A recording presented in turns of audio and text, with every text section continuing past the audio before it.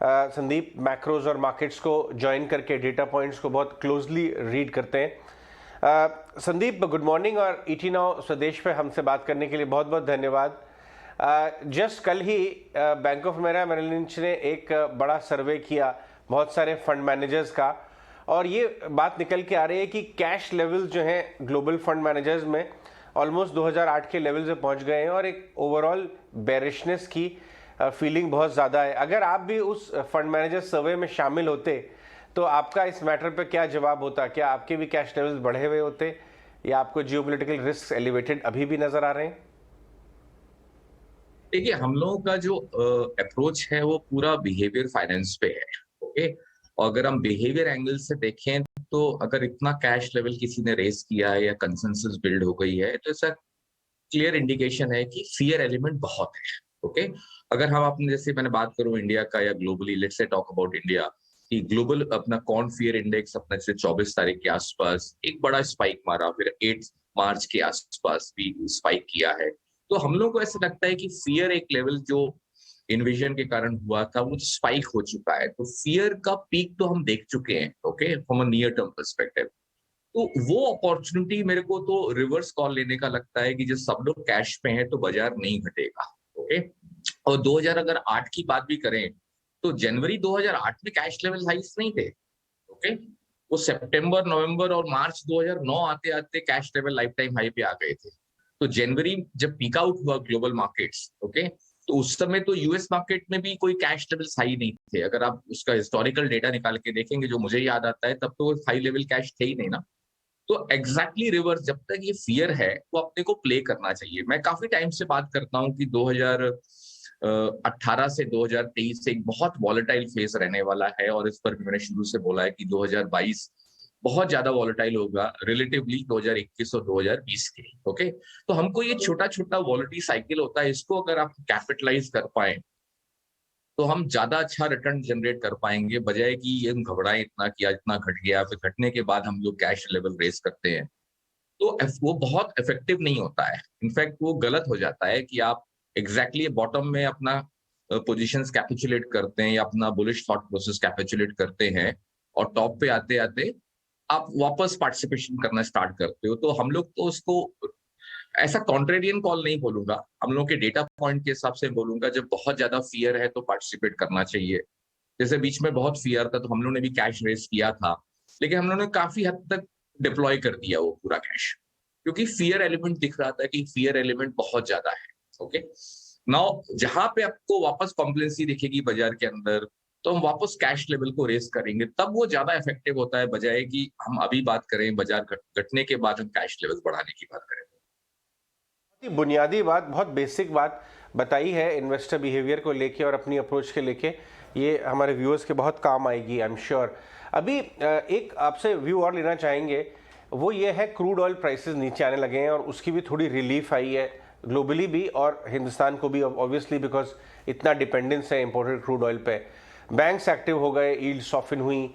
ये आपको और थोड़ा पैन आउट होता हुआ नजर आ रहा है ये रिलीफ? क्योंकि एक पॉइंट ये आ रहा है कि वो भी कंसेंसस लॉन्ग हो गया था और 130 से धड़ाम से क्रूड नीचे आया और रिलीफ देने लगा हमारे ओवरऑल मैक्रोज को भी और बैंक्स इन पर्टिकुलर को। इस पे क्या व्यू है आपका? देखिए, हम लोग अगर काफी समय से इसकी बात करते हैं कि 2020 से 2030 का जो फेज होगा, उसमें सबसे बड़ा एग्रीकल्चर रिटर्न्स आएगा। तो कमोडिटी प्राइसेस हम लोग 2020 से बात करते हैं कि 20 से रैली करेंगी, वो रैली हुई, वो भी, और वही सबसे बड़ा अपना लिए एक बड़ा रिस्क हो जाता है इन्फ्लेशन के एंगल से। तो अगर हम मीडियम टर्म और लॉन्ग टर्म की बात भी करें तो क्रूड अभी भी एलिवेटेड दिखता है। क्रूड नहीं, पूरे कमोडिटी प्राइसेस, चाहे बेस मेटल हो, चाहे एग्री कमोडिटीज हो, चाहे प्रेशियस मेटल हो, ओके, चाहे इवन क्रूड हो, कोल हो, ये पूरी एक साइकिल जो है ना वो स्ट्रक्चर बोल रहा है। तो हमें इसको इस तरह से नहीं देखना चाहिए कि कि ये एक पीक आउट हो गया, अभी करेक्ट हो जाएगा, क्योंकि ओवरऑल कोविड के कारण चाइना में जो हुआ, थोड़ा बहुत डिमांड इम्पैक्ट हुआ, तो ऑब्वियसली स्पाइक किया था, तो वो कूल ऑफ हो सकता है।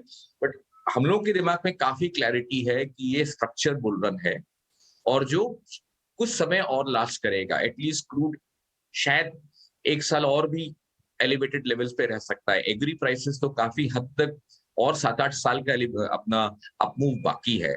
तो हम लोगों को उसको बहुत ज्यादा सेलिब्रेट नहीं करना चाहिए कि कि 140 वाला या 130-35 वाला जो बिक गया अभी 100 के नीचे आ गया है, ब्रेंट। तो हम लोग का ऐसा व्यू है कि एक साइकिल है जो एलिवेटेड रहने वाली है, ये अप ट्रेंड में है। इसको बहुत ज्यादा सेलिब्रेट नहीं करना चाहिए, रादर अपना पोर्टफोलियो उस तरह से स्ट्रक्चरिंग अभी भी करनी चाहिए कि ये मान के चलना चाहिए कि कमोडिटी प्राइसेस ऊपर रहने वाली है। छोटा मोटा करेक्शन हुआ है, बट मेरे को अभी भी लगता है कि ये क्रूड आपको नया हाई वापस दिखाएगा, और 2022 में भी दिखाए तो I will not be surprise. बहुत अहम बात बता रहे हैं कि 2022 में फिर से नया हाई क्रूड का बन सकता है। अच्छा, अब क्योंकि अर्निंग्स भी आने वाली है, इन्फोसिस ने भी अपनी डेट दे दी है अर्निंग्स की, तो इस बार की अर्निंग्स पे आपका टेक क्या है? मैं 1 से 2 क्वार्टर भी ले लूँ, क्योंकि अभी आप खुद बता रहे हैं कि हो सकता है क्रूड फिर से नया हाई बना दे। तो क्या मैं पूरे इस साल की अर्निंग्स में मार्जिन्स या इन्फ्लेशनरी प्रेशर ज़्यादा देखूंगा बैलेंस शीट्स में, ज़्यादातर कंपनीज में? तो सर, ये ट्रेंड है जो ग्लोबली स्टार्ट हो चुका है। ओके, तो इस चीज को हम ये नहीं बोल सकते हैं कि ये क्वार्टर का फिनोमिना है या 2 क्वार्टर का फिनोमिना है। हम लोग का जो प्रेडिक्टिव एनालिटिक्स मॉडल है, उसके हिसाब से हम लोग, अगर इंटरेस्ट रेट साइकिल हमने बोला है 2021 से बड़ा मूव है, तो हमारे हिसाब से तो ये पूरा 2027-28 तक global inflation will remain elevated, और पर्टिकुलरली यूएस इंटरेस्ट रेट्स काफी ऊपर रहेंगे। तो हमें ये एक स्ट्रक्चर मूव है। प्रॉब्लम किधर है कि हम लोगों ने इतना ज्यादा इंटरेस्ट लो देख लिया, नेगेटिव इंटरेस्ट रेट्स देख लिए हैं, तो छोटा मोटा भी इंटरेस्ट रेट्स में मूव आया है तो 0.3 से अगर हम 2% पे आ गए यूएस का, तो हम लोग को बहुत बड़ा मूव लगता है। लेकिन हिस्टोरिकली ये नंबर्स तो रहते थे ना, 2-3-4% का इंटरेस्ट रेट्स काफी हद तक यूएस में रहा है। ओके, क्योंकि हमने इतना लो देख लिया है, तो रिलेटिव बेसिस पे हमको ये सब नंबर्स बहुत ज्यादा दिखते हैं। तो मेरा ऐसा रिकमेंडेशन है कि आप जो भी पोर्टफोलियो बनाए, उसमें ये बैकग्राउंड में रख के चलें कि इन्फ्लेशन एलिवेटेड रहने वाला है, interest rate cycle structure bull run है वहां पर, और वो काफी समय तक रहेगा। तो आपका जो पोर्टफोलियो का कंस्ट्रक्शन है या स्टॉक का सिलेक्शन है, उसमें ये फैक्टर को मान के ही चलना चाहिए कि ये एलिवेटेड रहने वाले हैं। ये टेम्परेरी फेस नहीं है कि 1-2 क्वार्टर का मूव देख लिया, जैसे आप 2 क्वार्टर की बात कर रहे हैं, तो मुझे तो कई सालों का मूव दिखता है। तो हमारा पूरा पोर्टफोलियो का जो अलाइनमेंट है, उसी बैकग्राउंड को मान के है कि ये इंटरेस्ट रेट एलिवेटेड रहने वाला है और काफी समय तक रहने वाला है। Morning Sandeep, Priyanka here. Of course ये इन्फ्लेशन अगर एलिवेटेड रहेगा और ये हेडविंड्स मार्केट्स के लिए रहेंगे, चाहे इंडियन मार्केट्स हो या ग्लोबल मार्केट्स हो, इन्फ्लेशन का खतरा तो ग्लोबली सारे बाजारों पर है। तो ऐसे में इस साल के लिए किस तरह की एक return on index, return on investment anticipate करनी चाहिए? कितने तैयार रहना चाहिए हमें? जैसे मैंने काफी टाइम भी बोला है कि जो बुल रन का इजी फेज था, जो मार्च 2020 से स्टार्ट हुआ था, वो सितंबर 2001 में ग्लोबली खत्म हो गया। जिसको हम बोलते हैं easy phase of bull run, वो खत्म हो चुका है। हम लोग इंडिया में अभी भी बुल रन में हैं, लेकिन डिफिकल्ट फेज के बुल रन में है। तो ऑब्वियसली रिटर्न्स का एक्सपेक्टेशन 2020 और 2021 कैलेंडर ईयर के रिलेटिवली हमको काफी मिनिमाइज करना चाहिए। बट ऐसा नहीं है कि अपॉर्चुनिटीज नहीं मिलेगी। अगर आप मनी फ्लो के हिसाब से देखें, सेक्टर रोटेशन अगर आप अच्छे से कर पाए, तो यहाँ पे भी बहुत अपॉर्चुनिटी मिलने वाली है। ऐसा नहीं है कि पूरा मार्केट ही खराब हो जाएगा, सारे स्टॉक्स गिर जाएंगे। ऐसा कोई फेस नहीं है कि 2008 का जैसे लोग फियर समझाते हैं कि 2008 जैसा क्रैश हो जाएगा, उस तरह का टॉप बन गया है। तो हम लोग के डेटा पॉइंट्स में ऐसा कुछ भी नहीं दिखता है इंडिया को लेके। ये इजी फेस खत्म हो गया, डिफिकल्ट फेस है। लेकिन अगर हम स्टॉक और सेक्टर अच्छे से रोटेट कर पाए, अच्छे से उनको आइडेंटिफाई कर पाए, जो इन्फ्लेशन को काउंटर कर सकें, हायर इंटरेस्ट रेट को फैक्टर कर सकें, तो उस तरह का चीजें अगर हम लोग प्ले करें, ओके, जैसे आज भी लोग कमोडिटीज लेने से घबराते हैं। ओके, सब लोगों के पोर्टफोलियो में 1-2% ही कमोडिटीज होता है।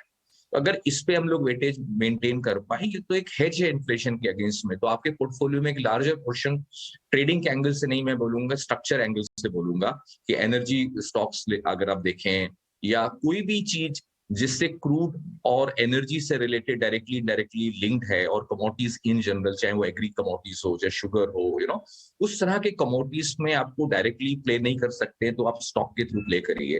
बट वो एक बैकग्राउंड में हमको रख के चलना है कि ये एलिवेटेड रहने वाला है, तो हमको प्लानिंग उस हिसाब से करनी है और हमें रिटर्न्स मिलेंगे। लेकिन ठीक है, 2020-21 जितने रिटर्न्स नहीं मिलेंगे, अगर हम इसको प्ले करें तो यहाँ भी पॉजिटिव अल्फा जनरेट होने का प्रोबेबिलिटी बहुत हाई है। लास्ट 2-3 हफ्तों का जो पीक फियर टाइम था, जब आपके मॉडल बता रहे थे कि फियर एकदम ज़बरदस्त एलिवेटेड है, आपने उस टाइम को किस तरह यूटिलाइज किया? आपने कुछ पोजीशंस बनाई, कुछ एरियाज में आपने निबिल किया? अगर आप कुछ शेयर कर सकें कि कहाँ पे आपने पोजीशन अपनी बिल्ड की अपॉर्चुनिस्टिक? जैसे एग्जाम्पल के तौर पे बोलते हैं कि जैसे अभी कि जब बजट आया था, बजट के प्री बजट लोगों को कंसर्न था, पोस्ट बजट एक यूफोरिया सा थोड़ा सा बिल्ड हुआ, तो वहां हम लोगों ने अपने फंड में थोड़ा सा कैश रेज किया था। 8 से 15% के बीच में हमने कैश रेज किया था। वो कैश को हमने डिप्लॉय किया ये फियर के फेज के अंदर। एग्जैक्टली तो कोई भी टाइम नहीं कर सकता है कि हम लोग एग्जैक्टली बॉटम पे आइडेंटिफाई करें और एग्जैक्टली बॉटम पे बेचें, तो वो एक फेज होता है।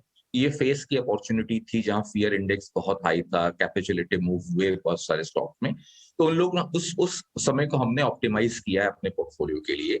जो स्टॉक्स हमको अच्छे लगते हैं, सेक्टर अच्छे लगते हैं, उनको हमने एक्चुअली अपना एक्सपोजर, जैसे फाइनेंशियल्स काफी करेक्ट हुए थे, वो फेज में हमने फाइनेंशियल स्टॉक्स अपने पोर्टफोलियो में एक्सपोजर बढ़ाया है।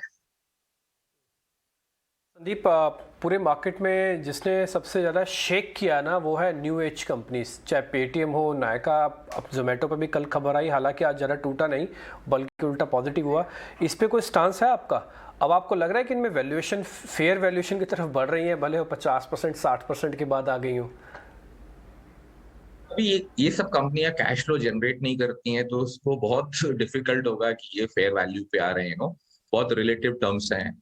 अगर मैं आपको बिग पिक्चर की बात करूं, जैसे हम लोग इन सबको कैसे मेजर करते हैं, तो हम लोग परसेप्शन एनालिटिक्स के मेजर करते हैं कि जैसे मैंने आपको बोला कि सितंबर 2021 में globally perception index technology stock और न्यू एज कंपनीज का मल्टी डेकेड हाई पे था। ओके, अगर हम परसेप्शन एनालिटिक्स के एंगल से देखें, इसका मतलब इनका वैल्यूएशन मल्टीपल जो था वो लाइफ टाइम हाई या मल्टी डेकेड हाई पे था। ओके, वहां से इनको करेक्ट होना है। जो मोस्ट एडमायर कैटेगरी में सब स्टॉक ट्रेड कर रहे थे, अभी भी निगलेक्टेड टेरिटरी में तो पहुंचे ही नहीं है। तो ये सब में स्टॉक्स में तो बड़ा करेक्शन अभी भी दिखता है। मेरे को ऐसा लगता है ग्लोबली ये शुरुआत है। कभी भी कोई स्टॉक या कोई सेक्टर वर्टिकल फॉल नहीं आता है। ओके, लीनियर मूव्स नहीं मिलेंगे आपको, तो इसमें करेक्शन मिलेगा, अपमूव भी मिलेगा। बट लॉन्गर टर्म पर्सपेक्टिव के एंगल से मैं देखूं तो मुझे ऐसा लगता है इस सब सेक्टर का पीक हो चुका है from a valuation multiple point.